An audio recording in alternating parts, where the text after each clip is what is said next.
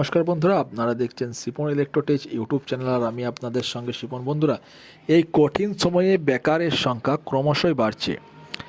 এই অবস্থায় কিছুটা হলেও রাজ্যের শিক্ষিত বেকার যুবক যুবতীদের স্বস্তি দিতে পশ্চিমবঙ্গ সরকার চালু করেছে যুবশ্রী প্রকল্প। এই প্রকল্পের হাত ধরে বাংলার বেকাররা কিছুটা হলেও স্বস্তি পেয়েছে, কিন্তু আচমকাই এই প্রকল্পের অনুদান বন্ধ হয়ে যেতে পারে যদি না আপনি নির্দিষ্ট সময়ের মধ্যে অ্যানেক্স 3 ফর্মটি অনলাইনে জমা করেন। এমপ্লয়মেন্ট এক্সচেঞ্জ বিজ্ঞপ্তি জারি করে যুবশ্রী প্রকল্পের ভাতাপ্রাপকদের অ্যানেক্স 3 ফর্ম জমা করার নির্দিষ্ট তারিখ বেঁধে দিয়েছে। জানিয়েছে সময়সীমার মধ্যে যারা এই ফর্ম জমা করবে না, পরের মাস থেকে তাদের অ্যাকাউন্টে যুবশ্রীর অনুদান ঢোকা বন্ধ হয়ে যাবে। উল্লেখ্য, বাংলার বেকারদের স্বস্তি দিতে প্রতি মাসে যুবশ্রী প্রকল্পের মাধ্যমে 1,500 টাকা করে ভাতা দিচ্ছে রাজ্য সরকার।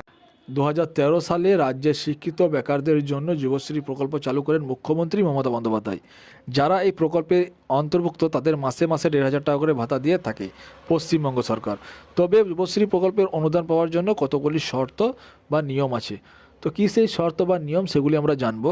তো 1 নম্বর হচ্ছে, আবেদনকারীকে পশ্চিমবঙ্গের স্থায়ী বাসিন্দা হতে হবে। 2 নম্বর, আবেদনকারী যুবক যুবতীর বয়স 18 থেকে 35 বছরের মধ্যে হতে হবে।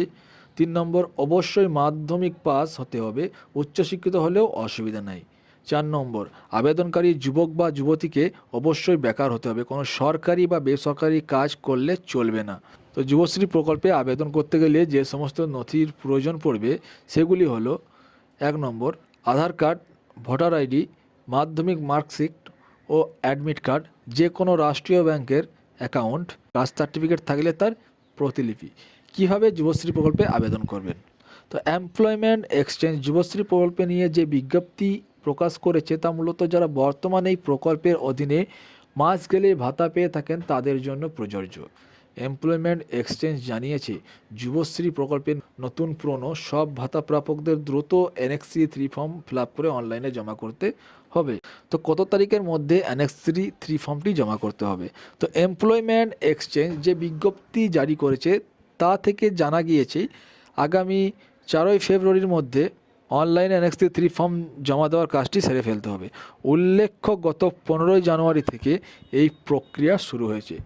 তথ্যমিত্র কেন্দ্র ও বাংলার সহায়তা কেন্দ্র থেকেও এই অনলাইনে ফর্ম ফিল আপের কাজ করা যাবে। এছাড়াও স্মার্টফোন বা কম্পিউটার কাছে থাকলে বাড়িতে বসেও এই ফর্ম জমা দিয়ে দেওয়া সম্ভব। কিভাবে অনুদান প্রাপকরা অ্যানেক্স 3 ফর্ম জমা করবেন? এমপ্লয়মেন্টের যে অফিসিয়াল ওয়েবসাইট আছে সেখানে আপনারা ভিজিট করবেন, তারপরে হোম পেজে অ্যানেক্স 3 ফর্মের লিঙ্ক থাকবে, সেখানে ক্লিক করে যথাযথভাবে ফর্মটি পূরণ করে সাবমিট করতে হবে। তাহলে আপনাদের অ্যানেক্স 3 ফর্মটি জমা হয়ে যাবে। নির্দিষ্ট সময়ের মধ্যে কাজটি করে নিন, না হলে প্রতি মাসে 1,500 টাকা করে অনুদান পাওয়া বন্ধ হয়ে যাবে। তো বন্ধুরা, সরকারি সুবিধা, চাকরির সুবিধা সংক্রান্ত গুরুত্বপূর্ণ আপডেট মিস করতে না চাইলে আমাদের চ্যানেলকে অবশ্যই সাবস্ক্রাইব করে রাখবেন। তো ভালো থাকবেন, সুস্থ থাকবেন এবং সদা সর্বদা শিপন ইলেকট্রোটেক চ্যানেলের সঙ্গে জুড়ে থাকবেন। ধন্যবাদ।